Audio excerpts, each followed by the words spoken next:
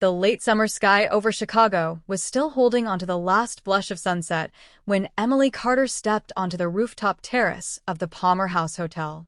She paused for a moment at the entrance, taking in the scene. Strings of warm Edison bulbs crisscrossed above, casting a golden glow on the guests mingling among high tables and potted olive trees. The faint hum of jazz floated from a live trio tucked near the far corner, and the scent of roasted garlic drifted upward from the restaurant below. Emily wasn't here to turn heads, yet she had a way of doing so without trying. Her navy wrap dress was simple, the fabric moving easily with her as she walked, paired with the pearl earrings her grandmother had gifted her years ago.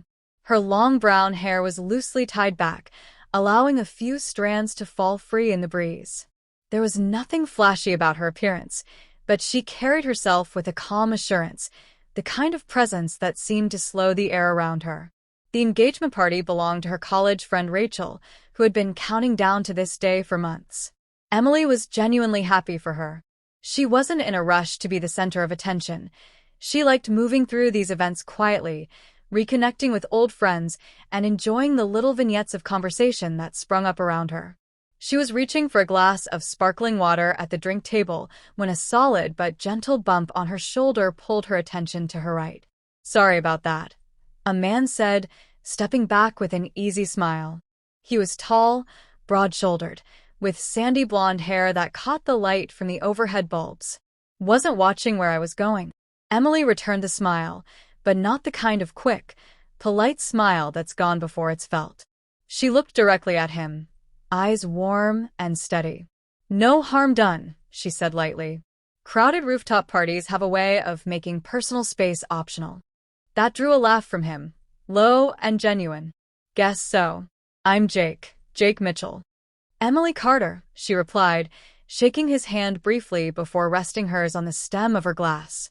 Most conversations between strangers at parties followed the same script. "What do you do? Where are you from?"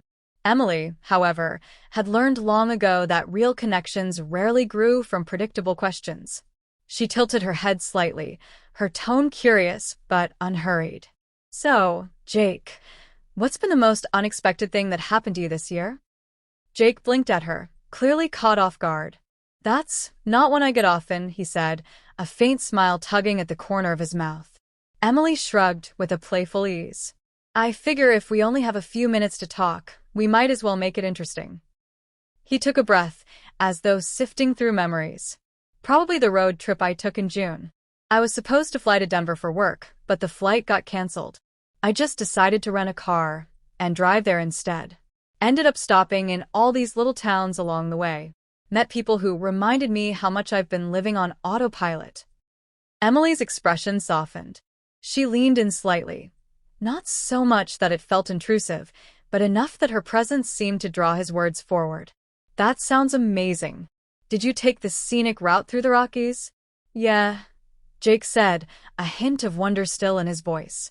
"Took twice as long, but it was worth every hour." "I think those are the best kinds of trips," Emily replied. "The ones where you don't care how long it takes because you're too busy living the moments in between." The way she said it wasn't poetic for the sake of being poetic. She meant it. Jake noticed that she didn't fill the silence that followed with nervous chatter. She simply held the moment, letting his mind linger on her words. When he asked about her, Emily didn't launch into a long biography. She offered small windows into her life, enough to spark curiosity without giving away the whole story. "I've been learning Italian," she said with a grin. "Mostly so I can order gelato in Rome without sounding like a tourist." Jake chuckled. "That's oddly specific." "Maybe," she said, her smile deepening. "But life's more fun with oddly specific goals." Their conversation wandered from travel to music to the way the city looked different from rooftops.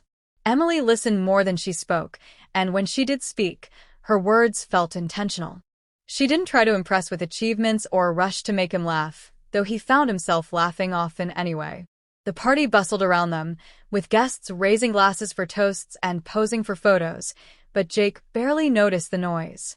The more they talked, the more he found himself drawn into the ease of her presence. When Rachel came over to pull Emily into a group photo, Emily smiled at Jake in a way that felt like a ribbon tying up their conversation. It was really great talking to you, Jake. I hope you have more of those unexpected adventures. And then she turned, walking toward the group without looking back, not because she wanted to play a game, but because she simply flowed into the next part of her evening. Jake watched her go. That night, long after the party ended, he found himself thinking about her. Not just about her laugh or her smile, but about how she made him feel, seen, valued, and curious.